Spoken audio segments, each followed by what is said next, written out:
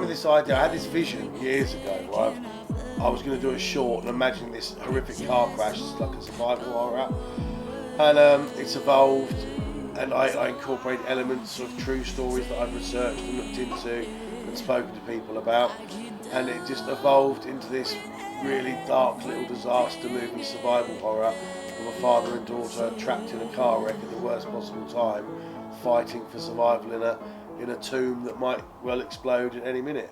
Turn the seat down or move the seats! Turn the seat down or move the seats!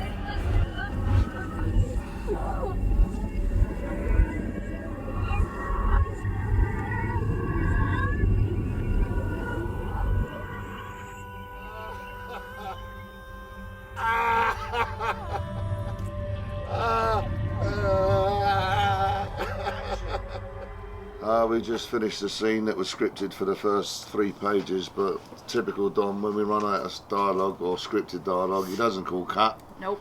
He's learned that we'd like to do a bit of improv ourselves as well, so 11 minutes. we managed it 11 minutes, yeah. 11 minutes, ridiculous. Chatting about high tea. Yeah, everything, basically. We started being, well, we were Bloody horrible to each harmonica. other, nice to each other, horrible again, and then right at the end, very sensitive and delicate moment, and a nice couple of promises. Sorry, man. Beautiful.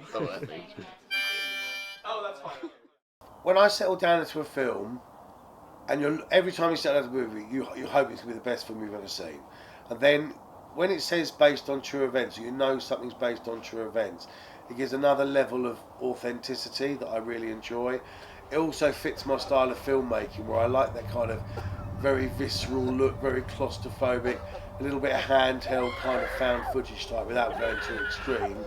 And I think my cinematic and directorial style lends itself to this kind of deep, gritty realism type project. The way, like, the description of the film just full on drew me in. It just sounded so good. And the fact that it's a true story, or based on true stories, I've always wanted to see something that's based on a true story. And just like the sound of the character, like visualise how it was gonna play out, you know, how we're gonna shoot this. And I was a little bit scared because I've actually been in a pretty bad accident, so actually getting in that, like seeing the car when I first walked into set was pretty scary. And then getting into it is sort of like very claustrophobic, and like getting back into that moment where I thought that was it, that was the end, I was gonna burn alive and stuff. But so it's been like, this whole experience has been somewhat of like a, like for me, like reliving one of my worst moments, but also yeah, because it's such a positive, because it's like going back to something that was awful and like changing it, like not being the victim but making it.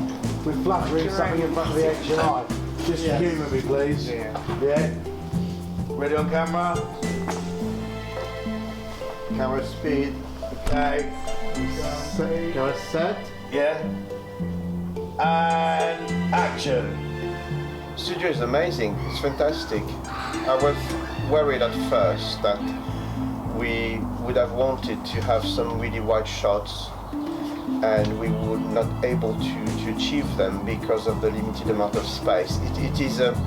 It seems like a big studio, but in the end, since the subject matter is a car, I feared that it would be too small for the car, but I think it was cleverly planned. All the shots are cleverly planned so that we avoid showing too much of the studio itself. And I think probably it's probably better we adding to the claustrophobic aspect of the film, shooting really tight and mostly inside the car, with a very limited amount of shots, of wide shots of the car. Wake up, Dad! Wake up! You're not going to leave me alone with this! No, pull your shit together! Come on! Why can't you hold just a lie about the things you've been before? A steady stream of broken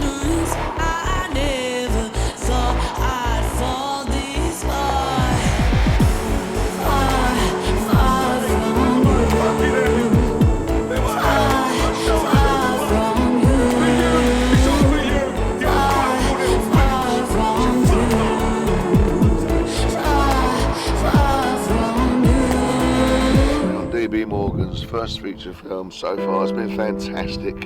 Every little problem that we've had, and every film set has them, Dom's been able to just overcome it with ingenuity, and he just comes up with ideas that you wouldn't have thought of, and he's great. He knows what he's doing. He's not flustered by anything. We haven't got that much money to make this film, and yet you'd think the way it's so slick and everything's been going so well, you'd think we had a lot more money, a bigger budget than we have, so that's always good. Yeah, it's been great. We've got a lot done today. We had a few problems with the camera to begin with, but we sorted them out, you know. That's been, I think we're actually ahead of schedule, aren't we? We're not behind. Please, don't put me on this. It's not about me. We are weirdly on time. For some strange reason, we are on schedule, aren't we? Yes. Yeah, that's been great. An explosive finale that will have viewers hooked. You know, I can't say too much without giving too much away, but yeah, it's a thrill, it's a ride, it's claustrophobic, it's everything. Great script. On set, everybody else is from around here, Yeah, which is exactly, and that's again. A lot would say kind of not easy, that you kind of, you need to kind of build your own network and so on, and we try to obviously help as much as possible people to find that, but Dom has been great at kind of finding not only just getting professional local crew, but also engaging with many students from around here, and actually getting the students to work side by side with the professionals, different levels of experience, and I know from some of the previous films that students, they just lap it up. It's a feature film is such an intense undertaking. It's such a steep learning curve, and they come out of that process like changed people, like changed filmmakers. And that's Are you really changed fantastic to filmmakers see. as a result of the 2 days you Wait had here? until day 10. These guys are going to be amazing. After the sweat and tears, they will be reborn. I'm here with our amazing behind-the-scenes director and filmmaker, Jamie Wright, with Jamie Murphy over there doing something else as well, and David Morgan. But let it be under no illusion that Jamie Wright has powered this through, and I believe you have some questions for me, sir. From your perspective, what is Faith about? Okay, well, Faith basically is a universal story that I hope a caveman would understand, about finding faith, hope and strength at the worst possible times of your life. Wherever we're going through in life, it's about, how far does faith and hope lift us beyond what we're normally capable of. How far will it take us in the fight for survival? There's lots of metaphors in there about the car crash of life, the car crash of relationships, and we hope that comes through in the heart of the story, about just people struggling to carry on while the world turns to shit around them, which is something I feel we're all kind of feeling sometimes at some elements at the moment, really. For a first feature filmmaker, what advice would you give to other first feature makers? Look at what's available to you first. Don't spend hours talking about the multi-million-pound movie you're going to have with a cast of thousands, because those days are gone. Look at it as resources filmmaking. I looked at, okay, what have I got available to me? How much money will I have in a year and a half's time to make this? Where can I base it? What's going to work within my budget? And build your whole story around that. And that's what you do. And I didn't want to have guns and that's a whole different story for another film. So kind of build your story around what's available to you. And if it's your first time, really make sure that you've got that emotional heart of your story nailed down, and then hopefully move people to tears along the way. So that's kind of what I'm hoping for. From someone like yourself who have just been making short films in the past, from just having very little to no budget, how have you come around with having funding for this film? Just timing, just saving up money, working out what I can do on the cheapest as possible, and then create something investable where people want to sponsor me and give me in-kind investment, to grow my little budget up to something that's resembling more like 50,000 at this stage. So, from having just 2 weeks of filming, what would you say has been kind of like your main motivation to carry it through? I mean, this journey started 15 years ago for me, when I first started doing courses at Rain Dance in London, this particular project was my first feature of 5 ready-to-go self-scripted films. So for me, the motivation's always been there. And I've had some serious doubts and wobbles along the way, but that's life. And I think the difference sometimes between success and failure is just you've got to power through. You've got to take the punches, and I'll give you a million quotes from Rocky films and all that, but you just don't give up. No, we don't do it. And you find that bit within you to carry on, and eventually you're going to make it somehow.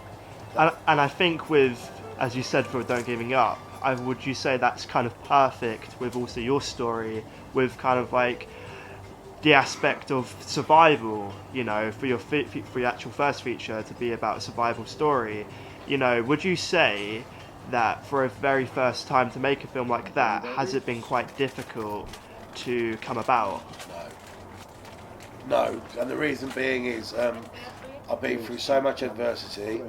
Obviously, then with the trauma of losing our daughter Jodie in 2010 to aplastic anemia, which is like leukemia, my own problems with drug and abuse and mental health problems along the years. I feel that everything like that's happened has happened for a reason. I've come out the other end stronger. I class myself as the underdog filmmaker from Colchester, and I've assembled this crew of underdogs and this amazing people that have had similar experiences to me, are on the autistic spectrum with Asperger's, where people would not normally give them the opportunity. Yourself, you've got your own challenges along the way, and for me, we've created this family unit where we've all got something to prove, not to ourselves, but to people, and you just don't write off an underdog. If they're determined, it doesn't matter what you've got going against you, you'll find your way. And that's probably the thing I'm most proud of. It's not really about me and the film, it's about watching you guys and how you've embraced this and how you've grown and how your confidence has grown and how you've come away from this and you're that step more ready for anything the world throws at you. And I love all that. We're in it together. You're in it for the next film and beyond. We are a crew, and we're an underdog crew, and we're growing together, and we're strong. I'm not easy to assure. I make my mind up, then I get so bored,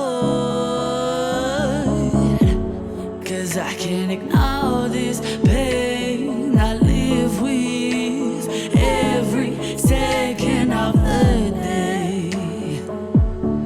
It just won't go away.